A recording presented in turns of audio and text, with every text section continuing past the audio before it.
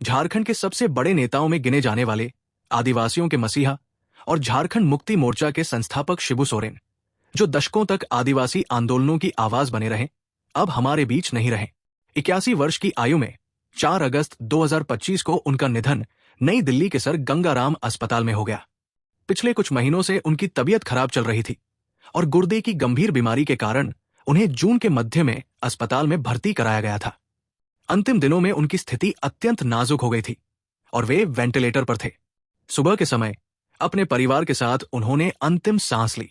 शिबू सोरेन, जिन्हें लोग दिशोम गुरु के नाम से जानते हैं, ऐसे नेता थे जिन्होंने केवल राजनीति नहीं की बल्कि एक सामाजिक क्रांति का नेतृत्व किया। उनका जन्म 11 जनवरी 1944 को बिहार, अब झारखंड के रामगढ़ जिले के नेमरा गांव में हुआ था। संथाल जनजाति से आने वाले शिबू जी ने अपने जीवन का प्रथम लक्ष्य आदिवासी समाज के अधिकार और अस्मिता के लिए संघर्ष करना चुना। 1972 में उन्होंने झारखंड मुक्ति मोर्चा की स्थापना की और उसी संगठन के माध्यम से उन्होंने आदिवासी पहचान, जल जंगल जमीन के अधिकार और एक अलग झारखंड राज्य के लिए आंदोलन चलाया। उनके संघर्ष और नेतृत्व का ही परिणाम था कि 2000 में झारखंड एक अलग राज्य बना। शिबू सोरेन 3 बार झारखंड के मुख्यमंत्री रहे।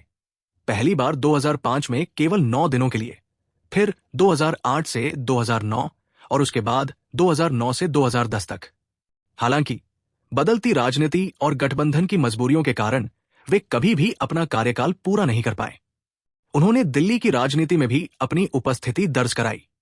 2004 में वे केंद्र सरकार में कोयला मंत्री बने। उनके कार्यकाल में कोयला क्षेत्र में कई सुधार हुए, लेकिन कुछ विवाद भी जुड़े रहे। एक पुराने हत्या के मामले में उन्हें सजा हुई थी, जिसके बाद उन्होंने इस्तीफा दिया, लेकिन बाद में दिल्ली हाईकोर्ट ने उन्हें बरी कर दिया।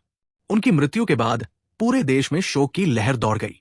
प्रधानमंत्री नरेंद्र मोदी ने उन्हें एक ऐसा नेता बताया जो जमीनी स्तर से उठे और आदिवासी समाज के सशक्तिकरण के लिए जीवन भर संघर्षरत रहे। राष्ट्रपति द्रौपदी मुर्मू, जो स्वयं आदिवासी पृष्ठभूमि से हैं, ने उनकी मृत्यु को एक ऐसी क्षति बताया जिसे आदिवासी समाज कभी नहीं भूल सकता।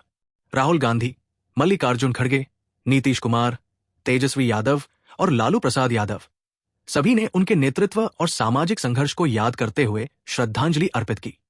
झारखंड के मुख्यमंत्री हेमंत सोरेन, जो उनके पुत्र हैं, ने एक भावुक संदेश में लिखा, आज मैंने सब कुछ खो दिया, मैं शून्य हो गया हूं। उनके अंतिम दर्शन के लिए उनका पार्थिव शरीर रांची लाया गया, जहां हजारों लोगों की भीड़ उमड़ पड़ी। झारखंड सरकार ने 3 दिनों का राजकीय शोक घोषित किया और पूरे राज्य में उनके सम्मान में सभी सरकारी कार्यालय बंद रहे। झारखंड विधानसभा को भी तुरंत स्थगित कर दिया गया। हर गली, हर चौराहे पर दिशोम गुरु के नाम की गूंज सुनाई दी। लोग आंसुओं के साथ उन्हें अंतिम विदाई देने पहुंचे। शिबू सोरेन की विरासत अब उनके पुत्र हेमंत सोरेन के हाथों में है, लेकिन दिशोम गुरु अब एक व्यक्ति से बढ़कर एक विचार बन चुके हैं। उनका जीवन आदिवासी समुदाय के अधिकार, अस्मिता और आत्मसम्मान के लिए एक मिसाल है।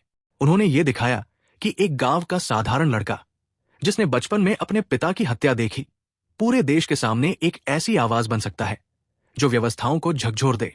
आज उनके जाने से एक युग का अंत हो गया है, लेकिन दिशोम गुरु की कहानी, उनका संघर्ष और उनकी आत्मा, ये सब झारखंड की मिट्टी में हमेशा जीवित रहेगा। उनकी यादों को हम सभी मिलकर जीवित रखेंगे।